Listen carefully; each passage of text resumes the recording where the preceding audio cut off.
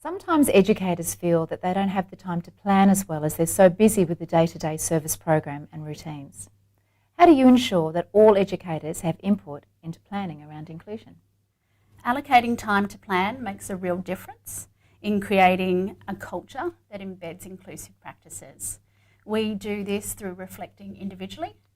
We take the time to do room meetings as well as an entire team to assess situations and plan accordingly. We also value the importance of entire team meetings where we can hold collaborative discussions in regards to inclusive practices and where we may need to identify changes within our room routines and our practices to enable all children to have active involvement within the program. Can you explain how your Quality Inclusion Plan and Reconciliation Action Plan help to inform your Strategic Inclusion Plan? Our QUIP has been a key reflection tool for everyone. It allows us to analyse, assess and plan where we're at and where we need to make ongoing improvements and daily improvements to quality. Our reconciliation plan has been alive and well in the service for quite some time, so it was really for us an important step forward because philosophically and from a pedagogical focus it was part of our day-to-day activities. So it was a real opportunity for us to include the children, our educators and our families in our reconciliation vision. In looking at those two separate documents, we actually found that they sit beautifully aligned aside our strategic inclusion plan, and it has allowed us to actually strategically look at what other barriers that we've had within our service, what action plans and strategies that we could put in place so that we have a continuous cycle of improvement. How do you use these three documents to ensure ongoing planning around inclusion? Well, each of these three plans are obviously individual documents. What I see is that they're actually a dynamic foundation for us to empower educators and to ensure that inclusive practices are part of our day-to-day practices. We review our QUIP, our RAP and our strategic inclusion plan on an ongoing basis, and we do that obviously through daily room meetings.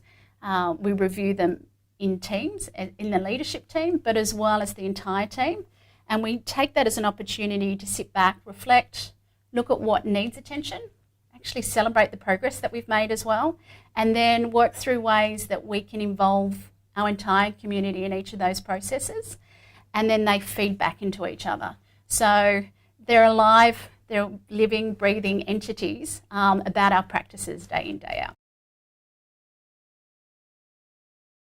Do you believe that this strategic planning has helped to build your team's confidence and capacity around inclusion? Most definitely, our strategic inclusion plan has been an invaluable tool.